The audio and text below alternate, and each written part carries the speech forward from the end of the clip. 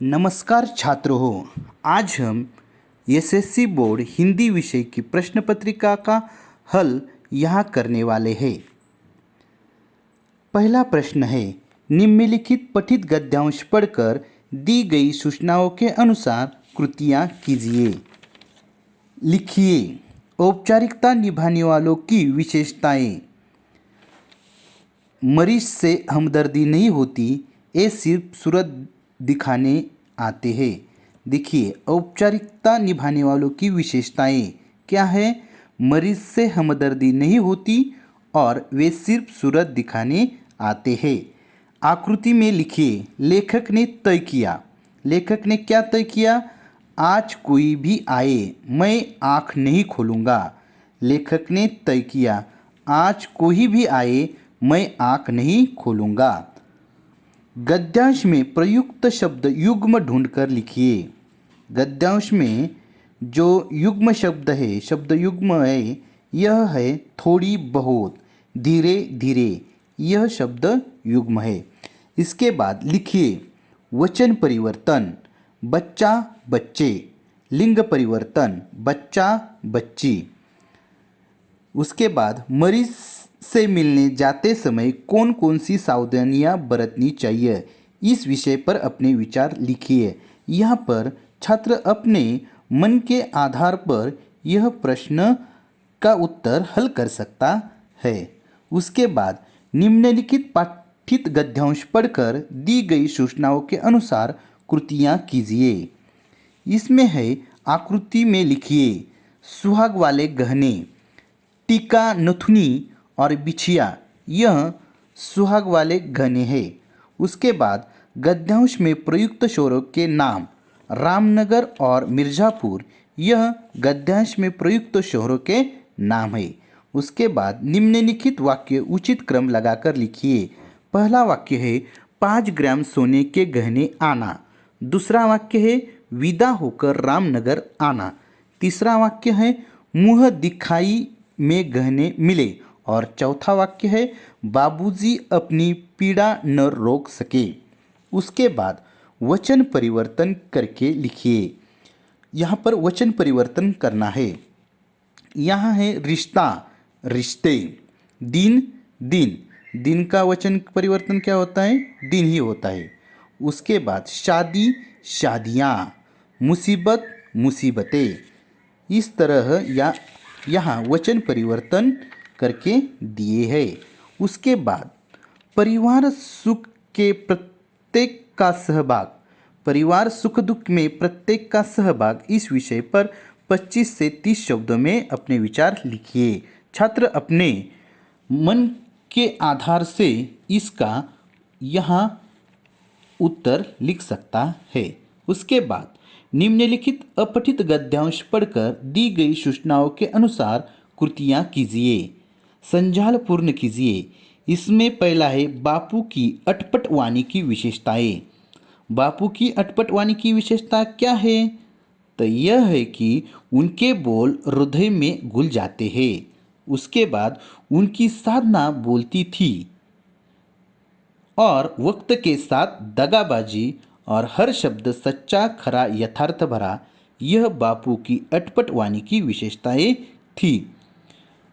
वाणी का महत्व, इस विषय पर 25 से 30 शब्द में अपने विचार व्यक्त कीजिए। विद्यार्थी अपने कल्पनानुरूप वाणी का महत्व यहाँ लिख सकता है। निम्नलिखित पठित पद्यांश पढ़कर दी गई सूचनाओं के अनुसार कृतियाँ कीजिए। लिखिए, पद्यांश में आए जल स्रोत। इस पद्यांश में कौन कौन से जल स्रोत आए हैं, यह छात्रों को यहाँ लिखना था। कौन कौन से हैं? यह नदी है, तालाब है, डाबर है और जलनिधि, यह जल स्रोत पद्यांश में आए हुए हैं। उसके बाद निम्न शब्दों के लिए पद्यांश में प्रयुक्त समानार्थी शब्द लिखिए। गगन, गगन का समानार्थी शब्द है नभ। पर्वत का है गिरी, बिजली का है दामिनी और दुष्ट का है खल। इस तरह यह समानार्थी शब्द यहाँ पर लिखाने थे। उपयुक्त पद्यांश के अंतिम 4 पंक्तियों का सरल अर्थ 25 से 30 शब्दों में लिखिए। छात्रों को अपने कल्पना रूप इस 4 पंक्तियों का सरल अर्थ अपने शब्दों में लिखना था। उसके बाद निम्नलिखित पठित पद्यांश पढ़कर दी गई सूचनाओं के अनुसार कृतियाँ कीजिए। इसमें क्या करना था? उचित जोड़ियाँ मिलाकर लिखिए। यहाँ पर हृदय तेज, भुजा शक्ति, संचय दान, अतिथि देव, इस प्रकार उचित जोड़ियाँ मिलाकर लिखना था। उपसर्ग और प्रत्यय लगाकर नए शब्द लिखिए। नम्र, नम्र को उपसर्ग युक्त शब्द क्या होता है? विनम्र। नम्र का उपसर्ग युक्त शब्द विनम्र और प्रत्यय युक्त शब्द नम्रता। उसके बाद निम्न शब्दों के लिए पद्यांश में आए विलोमार्थी शब्द लिखिए। अज्ञान, ज्ञान, दानव, देव।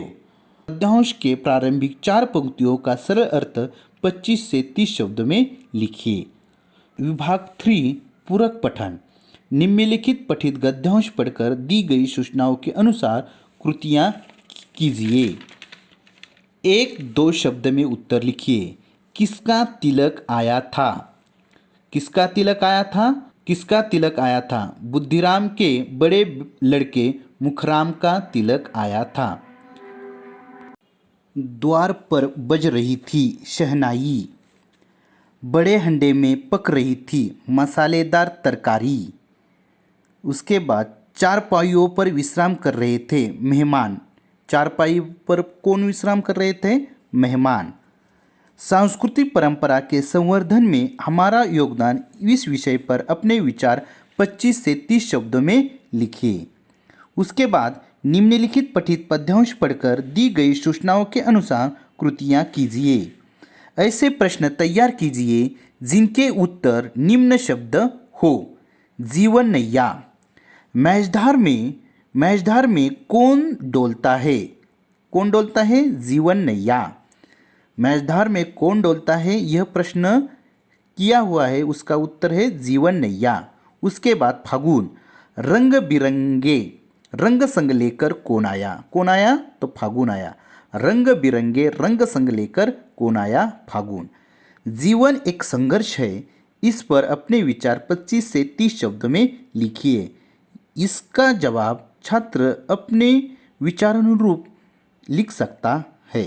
उसके बाद विभाग 4 विभाग 4 भाषा अध्ययन। सूचनाओं के अनुसार कृतियाँ कीजिए।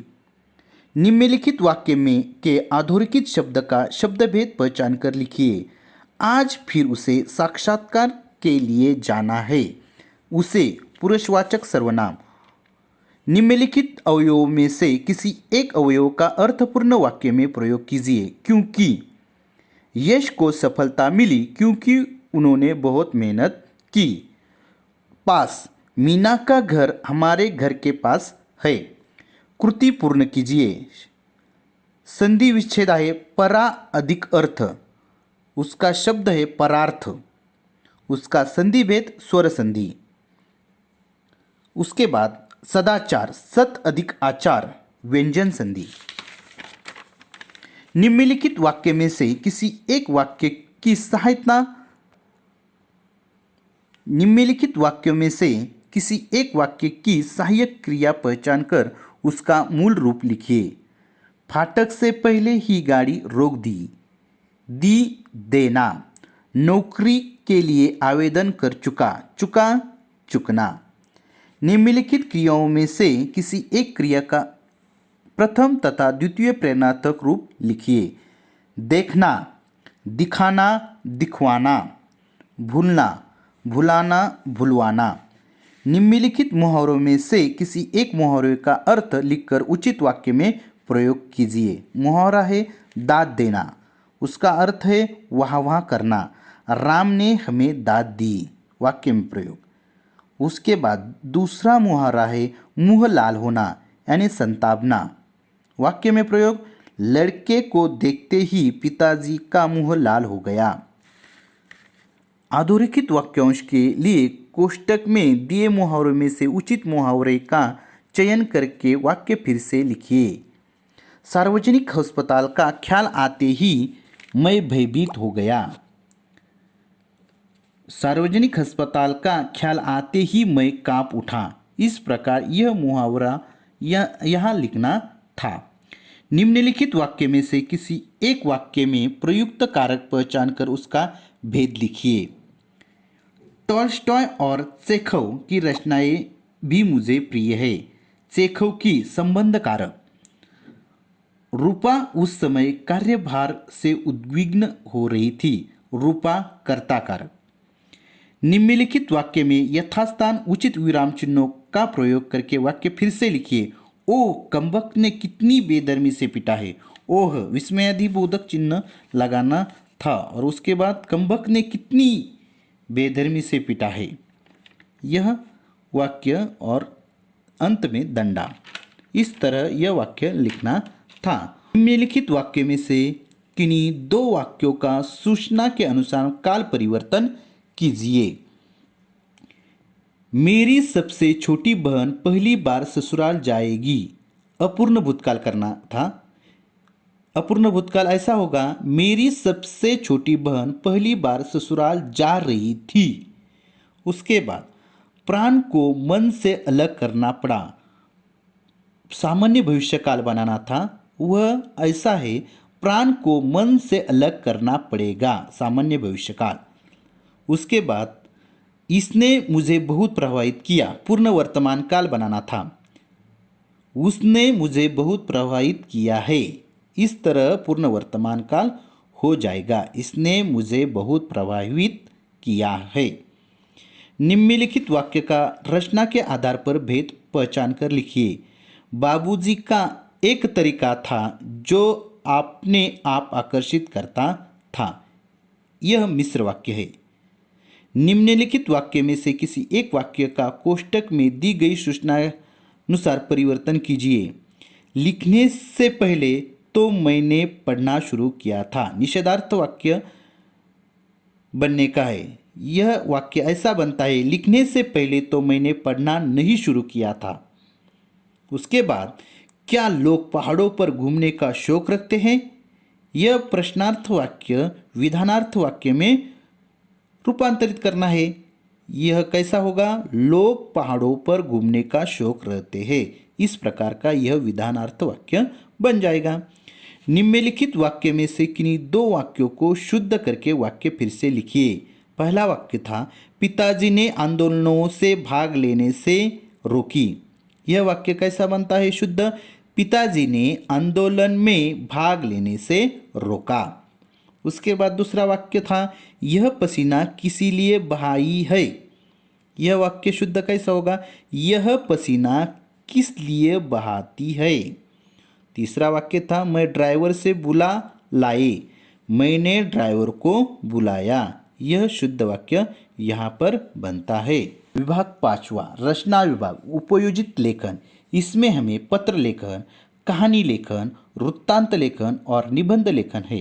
यहाँ पर छात्र अपने आकलन रूप यह पत्र लेखन, वृत्तांत लेखन, कहानी लेखन और निबंध लेखन कर सकते हैं और किया होगा।